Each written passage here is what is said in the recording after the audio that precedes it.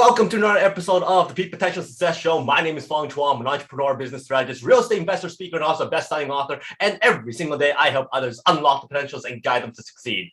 Today, I'm very excited because I have an amazing guest. I was very fortunate to see him sing live at a conference, and he was just amazing. Great energy, amazing voice, and I just couldn't wait to have him on today. He's a guy coming from Arkansas, started in the service industry, and then became a songwriter, a recording artist, and then became a hit maker as well. He's a person who's always here to help. And in 2021, he did something pretty amazing. I've never heard this before. He created 12 demos in 12 months, which is pretty amazing. So please welcome Mr. Lance Carpenter. Thank you. I need to have you travel with me and introduce me everywhere. That's great. Awesome. Well, thank you very much for your time and for being here. I'm very excited for having you. So first of all, tell us that story. Tell us the story of how you became a songwriter, a recording artist, a hit maker when you started off in the service industry. Yeah, well, it started off, I took my first guitar to college. I had like $100 pawn shop guitar just because I wanted to take a hobby to college. I got a chance to play football in college. And growing up, like sports and hunting and fishing was my hobbies. So I thought, well, if I'm going to be taking this, one of my favorite hobbies, sports, and turning that into a job, I better have something fun to do. So I took a guitar to school, and I was watching CMT, learned my first few chords, wrote my first song my freshman year. And that's kind of where it all started. I took my creativity and my ability to write and just kind of turned it into something that was fun and therapeutic. When I picked up that guitar, I didn't think about football or college classes or girls or nothing like that. And after graduating school, I got a degree, Bachelor's of Science in Emergency Administration and Management. And I did some post-grad work on Homeland Security operations, and I got a job with the Arkansas Department of Emergency Management, who dealt with all of the state disasters in my home state. And I'd kind of been doing that a little bit on the local end. I'd been a volunteer firefighter, a 911 dispatcher, different things like that growing up. And it was something where even with that job, when I would come in from a stressful day of work, trying to help people that's been going through bad things, I could pick up the guitar and it kind of turned the world off for me. So it all started with just a therapy. And then Katrina hit, Hurricane Katrina, and I took that opportunity to move to New Orleans and start a job with FEMA. They recruited me, and that started a nearly 8-year career with FEMA. And I took a guitar or bought a guitar everywhere I went just to keep that therapy going. It's like anything, you practice, you get better. So the bad songs turned into not so bad songs, turned into, these are pretty good. And I never really performed in public. That was never the thing. First time that happened, again, I was out with FEMA in Maine around 2007. I met a guy that had a show at a bar every Tuesday night, and he got me on stage one night. And that was kind of a triggering point because I got back to the hotel that night and I thought, man, I wonder what would happen if I could really write a better song. And so I Googled songwriting, and I found an organization here in Nashville called the Nashville Songwriters Association, who they mentor and educate songwriters and do courses and classes and things. And so I came down here for a weekend kind of song camp, if you will. And that opened my eyes to the fact that people do this for a living. And that was kind of the journey. I ended up doing that in 2008, moved here in 2011, and continued my federal job until nearly the end of 2013. But a lot of things happened in between there, but kind of went from a hobby to a therapy to a passion. And then when I kind of started coming to Nashville, that's when I thought, man, what if I could really do this? Well, that's absolutely amazing. Now, I know that playing the guitar wasn't something that you were doing from very early age. You kind of picked it up and you taught yourself. So what was it about the guitar that you go, you know what, that's the thing that I need to pick up and start on or try and test out or something? Well, my mom played piano and my sister went through piano lessons and hated it. And I remember growing up going, you got to go to piano lessons. And man, what I would give right now if I could play piano, because I love writing with piano players. You can do so much melodically. But a guitar was just kind of easy. The way, going back to the truth of how I got to the guitar, in high school, I had a few buddies that played. When I was a junior in high school, there was two guys, Colin and Jody, who at their graduation played Time of Our Lives, a song, and they did that at their graduation. And it was just cool to see them play. And when we would go have, bonfires or campouts, a couple of guys played guitar. They never really performed, Really, they just kind of played and sang and, a little cover song here and there. And I saw the girls always kind of gravitated to the guys with guitars. So when I was going to college, I thought, maybe that could help too, me get to know some people. It's always about a girl. But then you found out that once you started playing guitar, it took you away from the girls and the football and all that kind of stuff. It really did. Yeah, it turned the world off because I had to focus so much. I was so bad. And, I didn't even realize those things at the top were not just decorative at first. You have to actually tune it up and get it to sound right. So I was playing a horribly detuned guitar when I first started. So how long did it take you from picking up your very first guitar and playing your first few chords to actually performing? My first true performance was in 2007. I first picked up a guitar, or played a friend's guitar probably around 1997, somewhere like that. So it was about 10 years between picking one up and actually sitting on stage and playing my first song. And on that first night, my hand was shaking like a leaf in a hurricane, and I dropped my guitar pick 3 times during my first song, and I had to stop and bend over and pick it up. I was so embarrassed. But I just thought I'll just keep going, and that was. Did you work that into as part of the act, or? No. Now, whenever I play, when I have my microphone stand, even to this day, I will clip another pick up in the microphone stand, or when I'm performing like out there, I've got a thing that attaches to my microphone stand that I get to keep several picks in because I throw them out to the crowd between songs and stuff. But I've always got one real handy in case I do drop it, because I still do that even today. When I'm really getting into it, I'll drop a pick. And if I need to, I can continue playing with my fingernail. I've gotten good at just going, but I always have one pretty close, all because of that first trip on stage where I dropped it 3 times. So that first time on stage that you're talking about right now was the one where your buddy says, "Hey, let's put you on stage."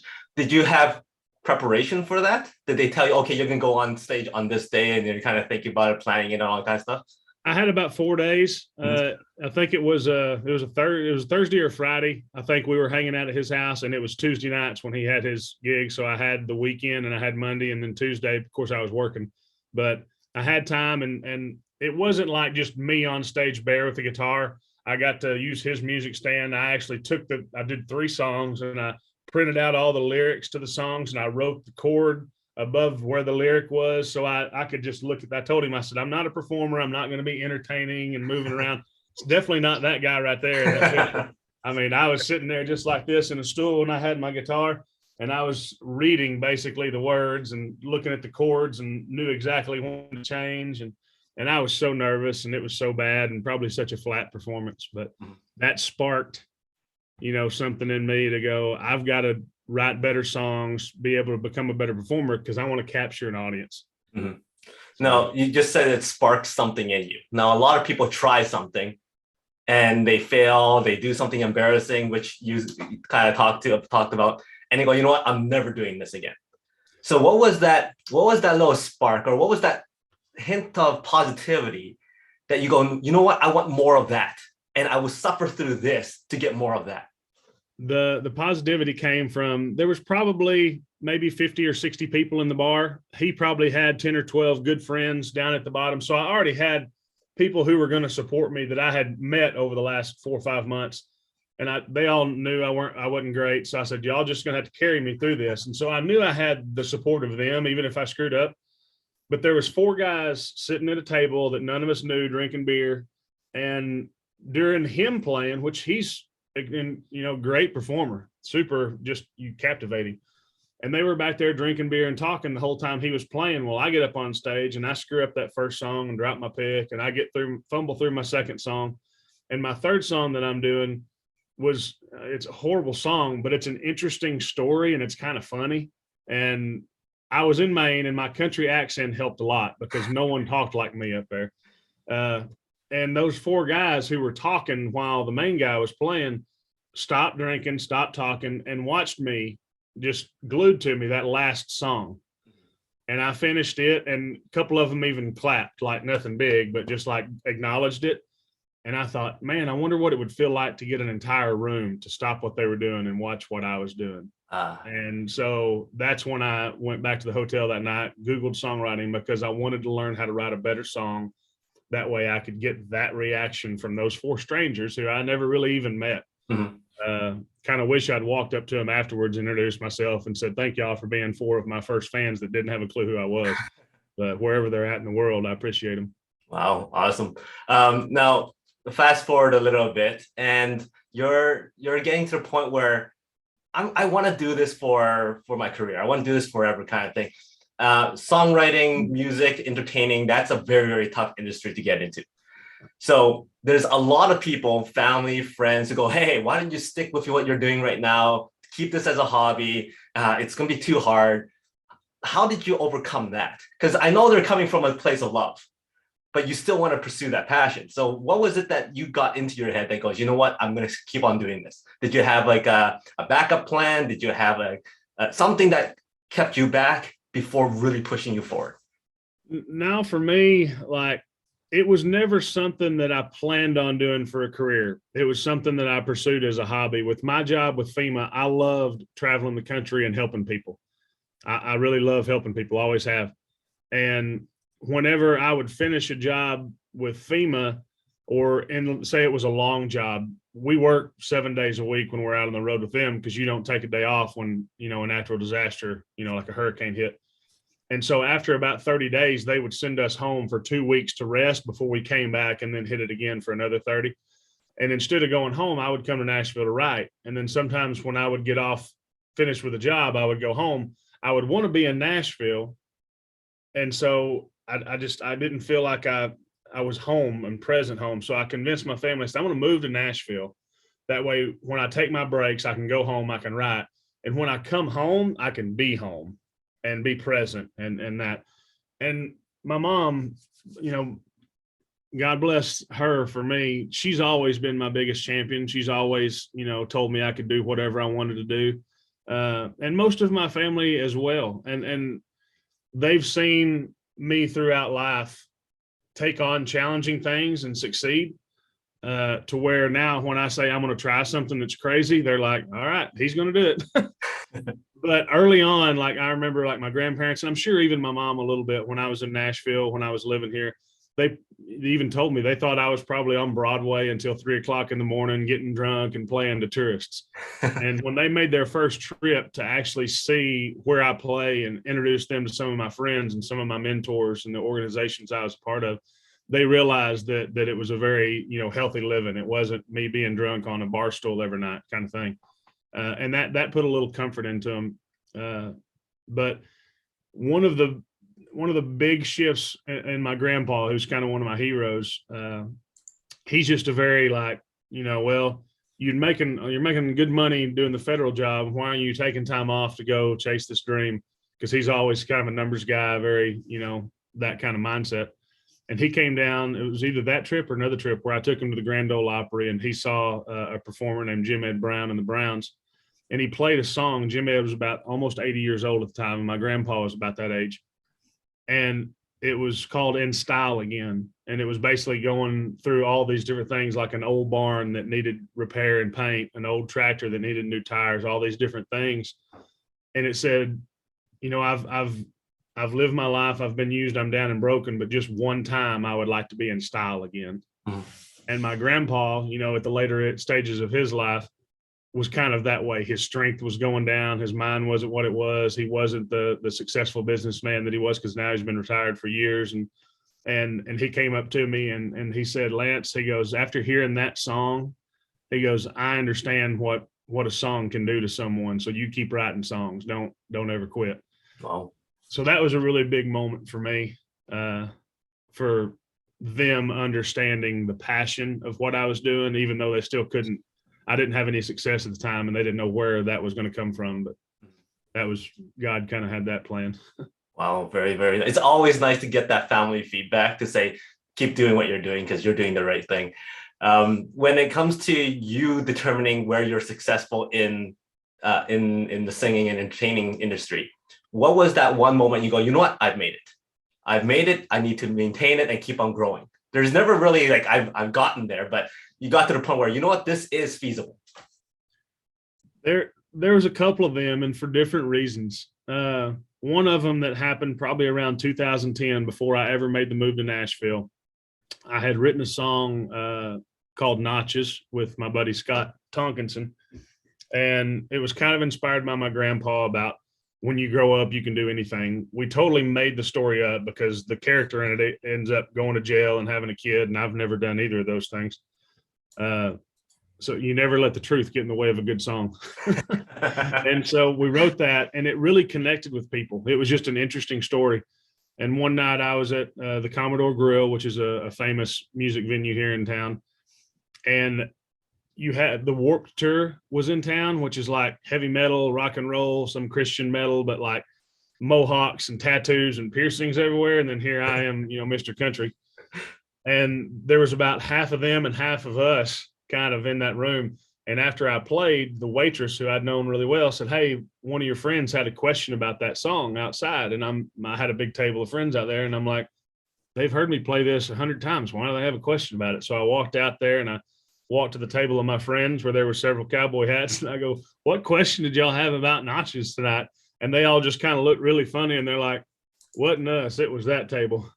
And it was a table of these black leather jacket, boots, makeup, mohawk. And this dude stood up, and I swear he was 6'6", and he had a mohawk that probably made him close to 7 foot tall, and tattoos everywhere on his neck, his face, piercings, leather jacket. And here we were standing, cowboy hat and mohawk. He looked at me and goes, "Did you write that song?" And I go, "Yes, sir, I did." And just tears started falling out of his eyes. And he goes, "Dude, that's my life."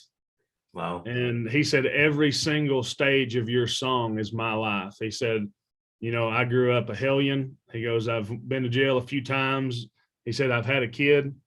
And the whole thing with notches is it all goes back to my grandpa used to put me up against a door frame and measure, how tall I was getting. And he said, "No matter how tall you get, remember, you can do whatever you want to with your life." Mm-hmm. He didn't cut notches in the door. That was something we added. He used just a pen and would write the date on it every time. But in the story, we say that he cut notches with a pocket knife. And at the end of it, he gives me the pocket knife and tells me to measure my kid that's a baby. And it kind of, that's the full circle thing. And this guy goes through that story and he goes, "Yeah, even down to the pocket knife." And he pulls out this old timer that's just a country knife. And he said, "My grandpa gave me this about 15 years ago." And it was just so cool to see how I could write a song and the person it affected was someone that completely 180 degrees different than my lifestyle. And that was the first night a song of mine connected to a stranger where we actually talked about it. Mm-hmm. And I saw how it moved him. So that was one of them nights where I thought, all right, now I know what songs do to me, how they make me feel, how they make me remember. And that was one of my first times a song truly connected to someone in a deep level. But as far as the making it thing, I still don't know if I've made it. But when I got my first publishing deal, that was a big moment because that was kind of one of them. Well, if I'm going to do this, that should be my goal. And that was like a mountaintop if I got a publishing deal. And for me, really, it happened within 18 months of moving to Nashville. I made relationships. I wrote a lot of good songs and ended up getting signed. And that was in 2012. And then like the truly like making it thing, which I still, I was looking around trying to figure out if I got away with something or not. But when I wrote my #1 song with Kelsey Ballerini, and we had a #1 party, and there were tons of people that I respected in the business that was at the party celebrating with us. And it was such a record-breaking song. It was all 4 writers. It was our first #1 song. It was the artist's first #1, the producer's first #1, the label's first #1. Wow. And it was the first time a female had debuted at #1 in 9 years. And so there was so many things about that just shouldn't have happened, and it did. And that was one of them moments, where I got welcomed into a community of #1 writers here in Nashville, which is a very, very small community. I've got friends of mine who have had cuts on 20, 30, 40 major artists, have sold 100 million records, but have still not had a #1 song. Mm-hmm. So those were some moments where it was, pretty pinch me moments, if you will. That is absolutely awesome. When it comes down to these moments right here, where you're up on a big stage and singing to thousands and thousands of people, do you still get nervous? Yeah, man, I get nervous when I play the Bluebird and there's 90 people in the audience. And it's it's not necessarily like a nervous, like I'm going to mess up. It's a nervous, I need to deliver. You know, they took time out of their life to come here to forget about work or forget about their problems. And I get to give them, you know, whether it's an hour or 2 hours or more, escape from whatever it is that they're going through that I may never know. My job is to entertain and to make them remember and to make them laugh and to make them cry and to make them dance, and to see how songs connect and how moments like that, where you've got most people in that picture right there, you know, are probably strangers. They may be a couple of, you know, friends, 2 or 3 groups, but they were there for one purpose, to have fun and to just get away and enjoy music. Mm-hmm. And I was opening for Toby Keith there. That was one of the first shows we did after signing the record deal with Toby Keith, that we went out, and there's probably about 15,000 people in that crowd. And there were people singing the words to my songs that had looked me up. There were people who were laughing, dancing, crying. And I just love every time I come out, I go back when I'm in crowds like that. I go back to a conversation I had with a country music star named Garth Brooks. And I asked him, I said, how do you go out night after night and play the same songs to 20,000 people every night? How do you keep the inspiration of doing that? And he said, Lance, he goes, I love those songs because I either wrote them or recorded them because of how they made me feel. And so every night I go out on that stage and I sing them for a reason. But the cool thing is I get to see 20,000 people sing them back to me for 20,000 different reasons. And every night I know I'm giving someone a reason, and that's what keeps me going. That is absolutely amazing. You never know which song it is that's going to connect. It's usually not your favorite song or your best performed song, but every night you get a chance to put a story out into the world that you created or someone else did, and have it connect with someone. And a song can change your life. You know, it really can.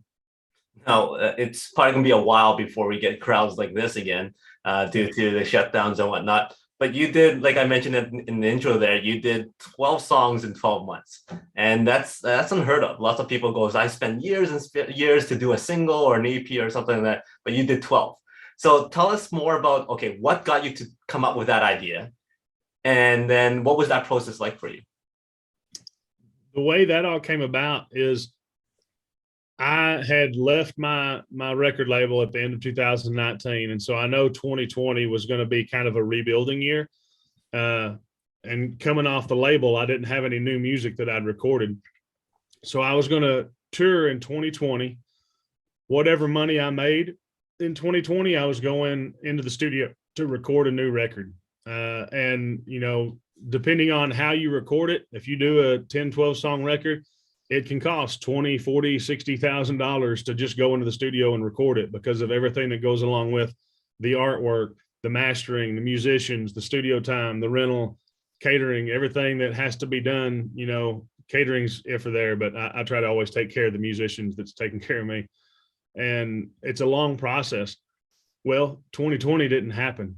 Mm-hmm. COVID did. Yep. And so I played one show in all of 2020. Really, outside of a few writers rounds that I did early on, which here in Nashville, you don't really get paid for writers rounds. That's more just promotion.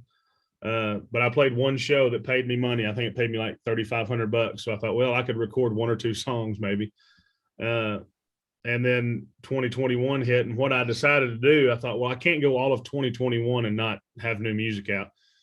So when I write songs here in town, sometimes I write with producers or people they're called track people who can actually build the track while you write. And I put together, it was probably 12 or 15 songs that I had done that with, or I'd went into the studio and did like a 2-instrument recording, which it's called a demo for demonstration purposes only. You can't sell a demo. And so what I did is there was 3 of those. I went back to the musicians and the engineer that did the studio work. And I said, I'm offering to like pay y'all extra money to upgrade it, which would only be about $50 a person when you're looking at individual musicians, to upgrade from a demo to a master. That way you can release it commercially. And I got these 12 songs. I got permission from all the producers. It ended up being 12 songs. I think it was 11 producers and 19 co-writers and probably about 15 musicians. I can't remember exactly.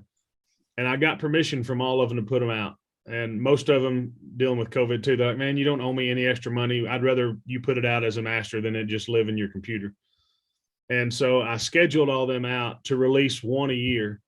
And when I was on the record label, like on Spotify, I had several 100,000 followers when I was out playing in crowds like that all the time. And when I left the label and then COVID happened, all that kind of went down. I think in the beginning of 2021, I had like 74 followers on Spotify.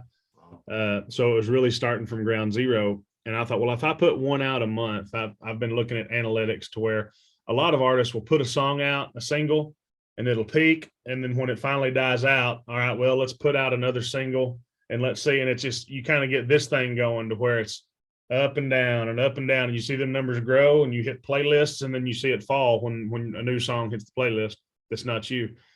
And so I thought, well, if I put a song out in January and as soon as it peaks and starts falling, I put a song out in February.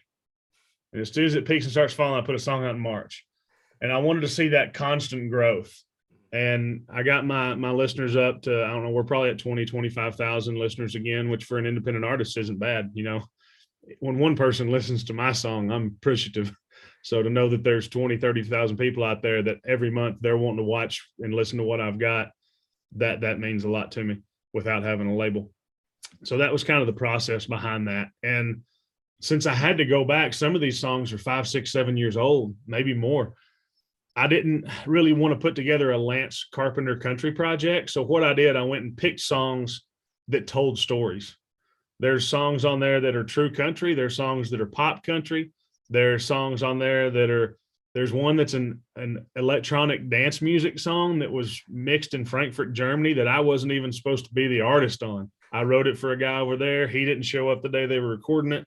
They took my scratch vocal and produced it and put it out there. And yeah, it just, and there's a song called Sober where I took the first person account of someone who was battling with alcohol and substance abuse and going through AA. And when I put that song out, I had so many of my friends, dude, I'm so sorry you had to go through that. And I'm like, no, I didn't.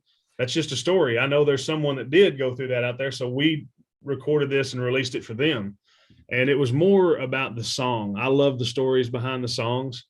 And so a lot of these songs didn't have necessarily connections to me as the artist.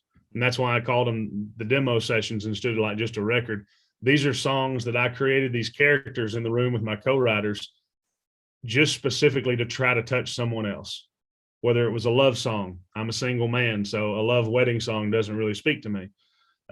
If it was, the breakup songs that were on the record can really connect to me, but they can connect to so many people. And so that was kind of the process of the project, was to put out, 12 songs and still not knowing how much we were going to get to tour in 2021. And that allowed me a whole year to write and try to earn money to record new music to put out in 2022. And so it was kind of a year-long project, really just to get through a year that was, had a big question mark on it on whether we would get to tour and be in front of crowds again. Do you find it challenging to put yourself in that space when those stories aren't about you? Creativity has always been one of my attributes. Mm-hmm. When I had my first publisher, he taught me to be a chameleon. He said, you need to be able to walk in the room and be whoever you need to be that day to create the best song that you can. And with that, I've never been afraid to take on a character that I couldn't relate to. It goes back to me saying, old school country, they called it 3 chords and the truth. And nowadays I call it 4 chords and a lie. Mm-hmm. But you never let the truth get in the way of a good song. You could tell a story just as it was, and it might connect. But if you embellish a little bit and try to put some things in there that, may or may not have happened just for the sake of the song, for wow factor or for depth or for clarity, I'm not afraid to do that. I'm just fine trying to create something that I've never done just as well as I have when I had. One of the best ways to be successful is just pretend you know what you're doing. Well, one of my favorite songs out of that batch is One Like That. Oh, yeah. Now, please tell me, is that you or a character? Oh, yeah. That one's very me. My first truck was my grandpa's truck. He had the hand wheels was worn where he put his hands up there. And I painted the truck, did body work, new interior. I did not change the wheel because I wanted to feel where his hands were. And my hometown is so supportive. Ozark, Arkansas. You know, everything they do. I see you've got the Carpenter's Country Fest is a festival that I started in 2015 to support local charities and to do high school scholarships and things like that through the unofficial Lance Carpenter Foundation, which is, you know, we do that. So I love my hometown. They've been super supportive. Most of them, some of them still kind of think I'm crazy, but and then the girl, you know, I did kind of have to embellish on the girl because I am a single man. I'm not married, so I don't have the girl like that yet. But the guy that I wrote it with, two of the guys I wrote it with were married. And so I kind of, we touched on their lives a little bit personally on that one. You mentioned a few times about being a part of FEMA, and I know you're here to help, and you're always that person who's part of the services and all that kind of stuff. Is there something that people don't actually realize about that line of work that you would like to share with them? To bring more attention to it, or to bring more attention to what people in that service industry actually does and what they go through? Man, I think one of the biggest things, you know, whether it's, you know, law enforcement or fire or emergency services, you know, paramedics, to, you know, search and rescue teams, all the way up to the people that work for, you know, the state governments and the federal governments. When something bad happens, everybody expects someone's going to show up to help me. Because especially on a major disaster, it starts at a local level, but it soon outgrows that and goes to a county level or a parish level, up to the state level, up to, you know, the federal level. And the fact that when these people show up to help, they're leaving their wives, their husbands, their kids, their comfort to just be there and help someone else. They're giving every bit.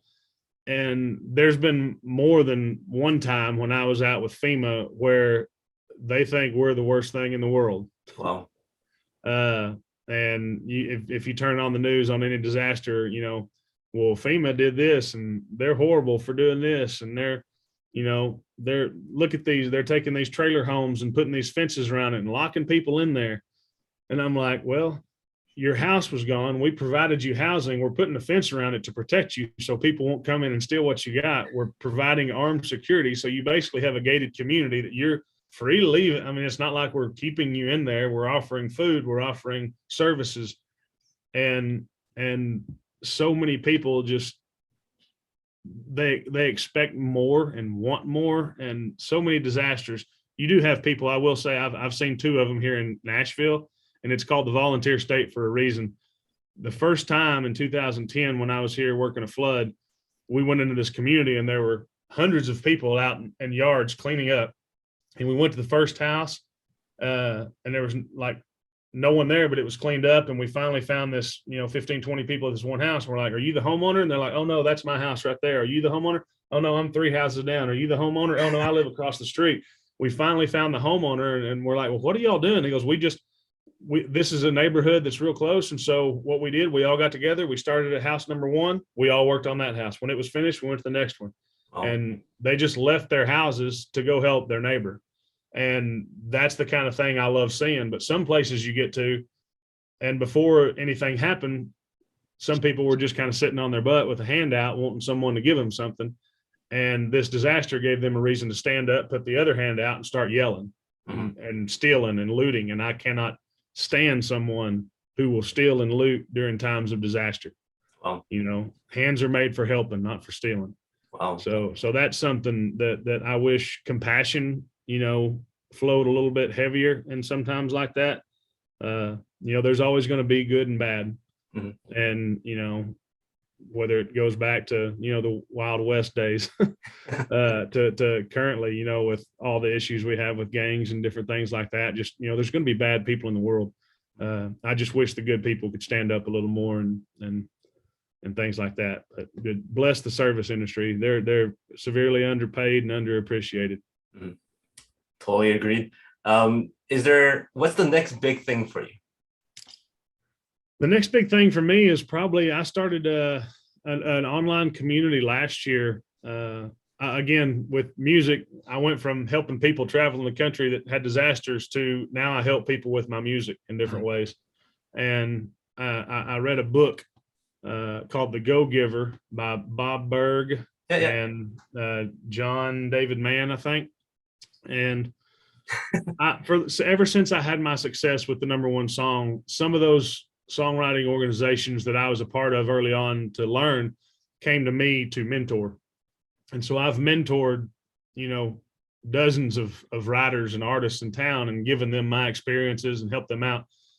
And part of that Go-Giver book, the CEO, which was a teacher for anybody that goes and listens to it, she was a teacher. And as a teacher, if you're in a classroom, you can educate and you can, work with, 15, 20, maybe 30 students. If you're a college professor, maybe more, 100.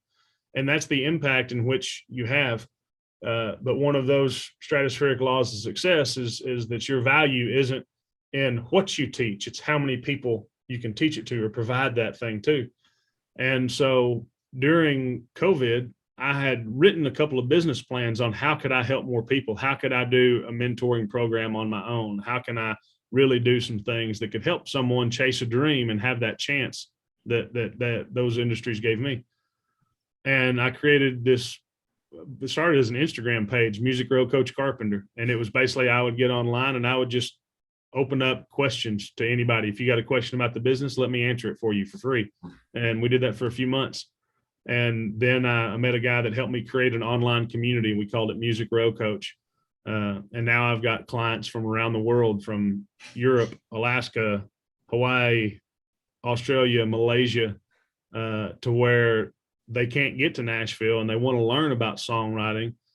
I'm their lifeline to Nashville and their connection here. And I'm giving them access to publishers and hit writers and different people in the industry through interviews and seminars that they couldn't have without that. And that's kind of my next big thing, is just to see how much I can grow that, to see how many people I can help chase a dream that has fulfilled me so much. That is awesome. Now, you talked about mentorship and whatnot. What was one of the biggest mentors or advice that you've gotten for yourself? There's been so many. One of the biggest pieces of advice that I've been given to date was given to me before I moved to Nashville, before I ever knew any success. It came from a guy named Kent Blasey, who this past year got inducted into the Songwriters Hall of Fame. He's written a lot of songs for Garth Brooks. And I was asking him one day, I was writing with another guy who had just had a number one song, and Kent's a legend. And I said, I'm not afraid of failure. I'm not afraid of being told I'm not good enough. I'm not afraid of hearing no, and I'm willing to work. But in songwriting, I've seen so many people have success and it just go to their head. And I asked them, I said, on brand new success, and Kent, you've had success for 20 years. How did y'all deal with success? How did y'all manage the success? Because I hope one day to be able to experience that. And I would love y'all's opinion on that. Kent gave a few stories, but the one thing that he said that I've probably shared to 500 people, he said, Lance, enjoy your successes, but never become them, and you'll be fine. Nice. And that's been so true, because the week that I had the number one song, I couldn't walk into a restaurant and pay for my meal. I couldn't walk into a bar and buy a beer. I was getting called to go on every writer's retreat, be at every party, come to everything, every function, just because people wanted to be around the number one songwriter of the week. Mm-hmm. Well, the next week it was another songwriter.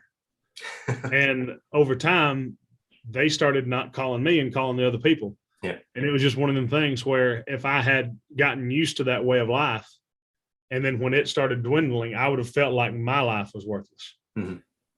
I appreciated the number one song for what it was, the gold record, the platinum record, the plaques that are in the other room, and these things behind me. I've enjoyed them and appreciated them and celebrated them for what they were, but I don't let them change me. I try to stay humble. I try to stay grounded, and know that who was it one time that said, this too shall pass? I can't remember who, it was an actor. And it said, if you have, hardships or hard times or struggles, this too shall pass.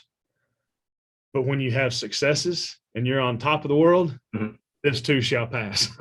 So you got to keep yourself grounded, keep yourself humble, and things like that. And that's probably been one of the biggest things for me that I've learned to keep me, from losing my head and becoming, kind of a turd. Mhm. Now, in contrast, you're back on a big stage. The whole world's listening to you. What is that one message that you want everybody to remember Lance Carpenter for? Man, just love everybody. Just, I mean, that I don't have, like, someone's asked me if you could have one song and that was it, what would it be? I can't say that. I always tell people my best song is probably my next song. Mhm. But my faith is huge for me. If it wasn't for my Lord and Savior, Jesus Christ, then I wouldn't be here doing this. And for him, it's just about loving your neighbor and loving your brother and giving more than you get. So, I mean, if you really boiled it down to something that's simple for everybody, I think that would be it. Giving more than you get. This would be kind of just love everybody and do good, be the good guy, not the bad guy. Great words to live by. Before I let you go, I know you're very busy. Got 5 quick questions for you. Give me the first thing that comes to mind. All right. Thanks. You're stranded on the desert island and you get to choose one food to eat for the rest of your life with no consequence. What food would that be? Pizza. You get to choose the next person you get to perform with, whoever it is, dead or alive. Who would that be? First two, well, George Strait, alive; dead, Johnny Cash. Okay. George Strait comes to your door and goes, hey, guess what? We're going to be performing together, but I want to get to know you a little bit more. But first, I'm hungry. What's that special dish that you could provide or prepare for him? Oh, gosh. I make a mean deer chili. Yeah, I love doing deer chili. Is there another talent that not many people know about that you are willing to perform? I renovate houses. Wow. Not only am I a carpenter by name, but I also know my way around a hammer and a nail. And I invest in real estate and renovate houses. So that's something that surprises some people. Very, very cool. Actually, I'm going to throw in another question here. The lyric or the song? What comes first? Well, it depends. Sometimes it starts with a lyric or a title, and sometimes I pick the guitar up and just start noodling different things and try to find a melody. Mm-hmm.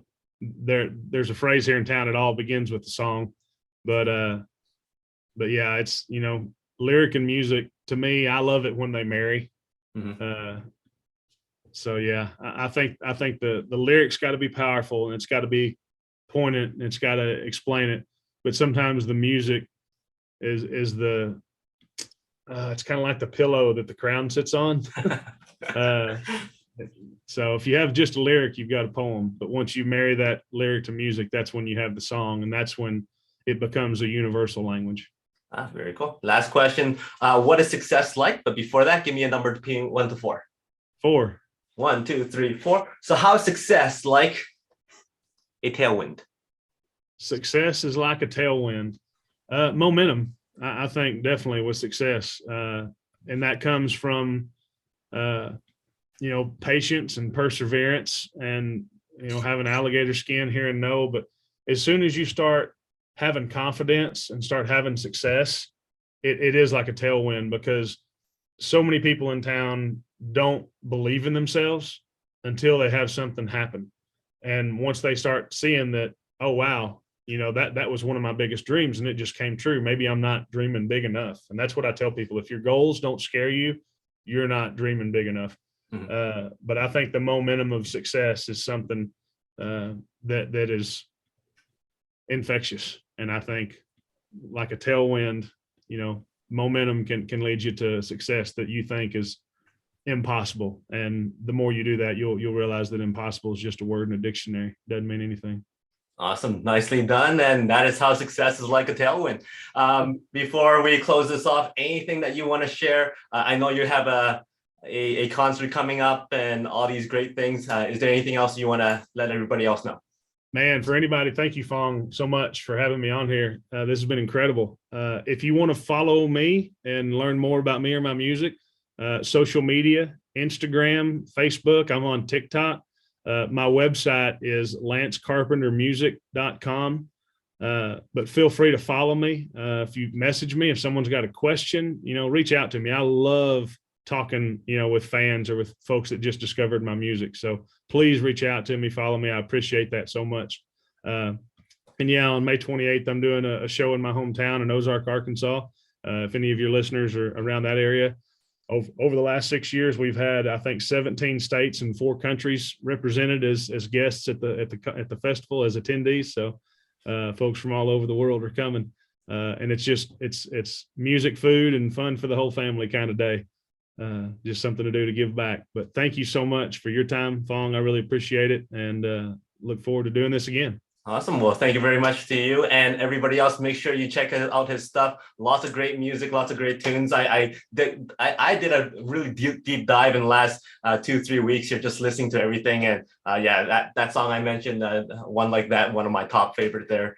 So everybody else, make sure you go out there and pick up his songs, his CDs, his albums, and also check out his website and all that kind of stuff. So once again, thank you very much for your time, your stories, and your experience and your advice. Much appreciated. And until next time, he is Lance Carpenter. My name is Fong Chua. Until next time, today is the day to lock your peak potential. I'll see you later.